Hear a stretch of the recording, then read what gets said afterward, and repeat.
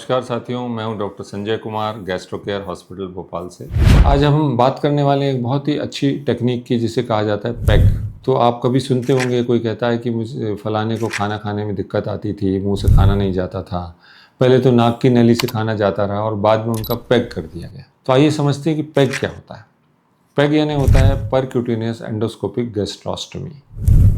इसका मतलब ये है कि वो विधि जिसमें स्किन के जरिए परक्यूटेनियस और एंडोस्कोपी के माध्यम से एक ट्यूब, गैस्ट्रोस्टमी मतलब जो स्टमक का हिस्सा है उसको स्किन से बाहर निकाल दिया जाए ट्यूब के माध्यम से, ताकि हमारी खाने के थैली में, आमाशय में, स्टमक में एक डायरेक्ट पहुंच बन जाए, जिसमें व्यक्ति अगर मुंह से खाना नहीं भी खा पा रहा तो उसको डायरेक्ट उसके आमाशय में खाना डिलीवर कर दिया जाए और उसका स्वास्थ्य बना रहे, उसको प्रोटीन की रिक्वायरमेंट, उसके न्यूट्रिशन की रिक्वायरमेंट पूरी होती रहे। तो ये किन स्थिति में ज़रूरत पड़ता है?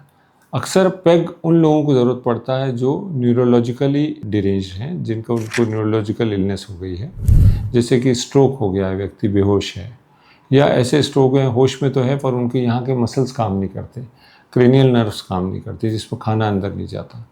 पार्किंसनिज्म के पेशेंट जिनका खाना अवरोध हो गया, बहुत सी न्यूरोलॉजिकल इलनेस होती है जिससे मल्टीपल स्क्लेरोसिस होती है, या मोटर न्यूरॉन डिसीज़ होती है, बल्बर पैरालिसिस होती है। ये सब वो स्थितियाँ जिसमें कि खाने की जो नली है वो नॉर्मल दिखते हुए भी काम नहीं करती, या मांसपेशियाँ वर्क नहीं करती तो खाना उतरता नहीं। तो ऐसे में शुरू में एक ट्यूब डाल दी जाती है नाक से पेट के अंदर, जिसको राइल्स ट्यूब कहते हैं।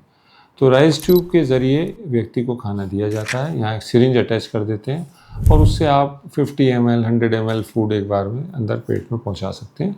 पर जाहिर सी बात है कि इससे सिर्फ लिक्विड ही अंदर जा पाएगा। तो लेकिन फिर भी व्यक्ति को जीवित रखने के लिए और उनकी जो पोषण की रिक्वायरमेंट है, न्यूट्रिशन की रिक्वायरमेंट है, उसको पूरा करने के लिए ये काफ़ी होता है। बहुत सारे लोग हैं जो राइल्स ट्यूब पर कई महीनों तक ठीक ठाक उनका स्वास्थ्य रखा जाता है। परंतु अगर किसी को राइस ट्यूब फीडिंग 4-6 हफ्ते देने के बाद भी उनकी नॉर्मल स्वॉलोइंग इंप्रूव नहीं होती, तो ज़्यादा अच्छा ये होता है कि इनका पैक कर दिया जाए। जैसा कि मैंने कहा कि पैक एक बहुत ही अच्छी विधि है और ये एंडोस्कोपी के माध्यम से की जाती है बिना सर्जरी के। इसको करने में 10-15 मिनट से ज़्यादा समय नहीं लगता। एक रेडीमेड ट्यूब होती है जिसको हम एक पुल मेथड, इसके पुल और पुश 2 मेथड होते हैं, अमूमन पुल मेथड से ये किया जाता है। पहले एंडोस्कोप मुंह के ज़रिए जाकर हम आमाशय में एक जगह चूज़ करते हैं कि ये जगह हमें ठीक लगती है, इसको हम बाहर की तरफ कनेक्ट कर सकते हैं स्टमक से, पेट के ऊपरी हिस्से में।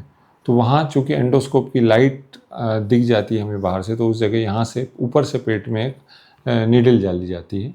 उस नीडल के ऊपर एक ट्रैक बनाया जाता है जिसको चौड़ा किया जाता है और उस ट्रैक के ज़रिए ये जो ट्यूब है उसको यहाँ से पुल करते हुए लाते हैं और स्टमक में फिक्स कर देते हैं। बहुत ही आसान सरल प्रोसीजर है, 10-12-15 मिनट में हो जाता है और अगले 6 से 8 घंटे में व्यक्ति को हम फीडिंग इसके ज़रिए चालू कर सकते हैं।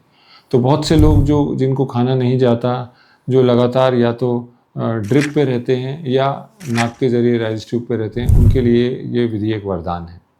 दूसरी अच्छी बात यह है कि जो हम राइल्स ट्यूब डालते भी हैं तो उसका साइज़ 16 गेज या 18 गेज का होता है, लेकिन जो पैक ट्यूब होती है इसका साइज़ 24 गेज का होता है, तो चौड़ी होती है।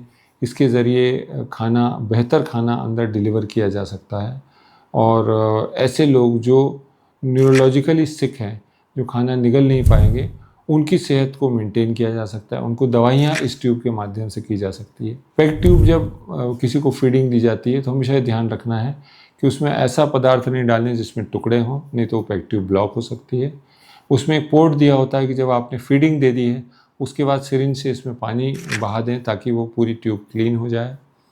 इस ट्यूब को नॉर्मली 6 महीने में बदलना पड़ता है क्योंकि उसका मटेरियल ऐसा होता है कि जिसकी लाइफ लगभग 6 मंथ्स होती है।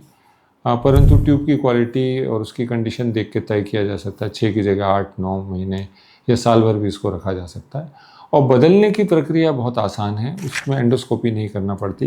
यहीं से जहाँ ट्यूब आपके पेट के हिस्से से बाहर आ रही है वहीं के वहीं वो रिप्लेस हो जाती है। तो पैग एक बहुत अच्छी विधि है जिससे बीमार लोगों का न्यूट्रिशन बहुत अच्छे से दिया जा सकता है और ये ज़्यादातर गैस्ट्रोएंटरोलॉजिस्ट जहाँ पर एंडोस्कोपी की सुविधा है, गैस्ट्रो सेंटर्स हैं, वहाँ अवेलेबल होती है।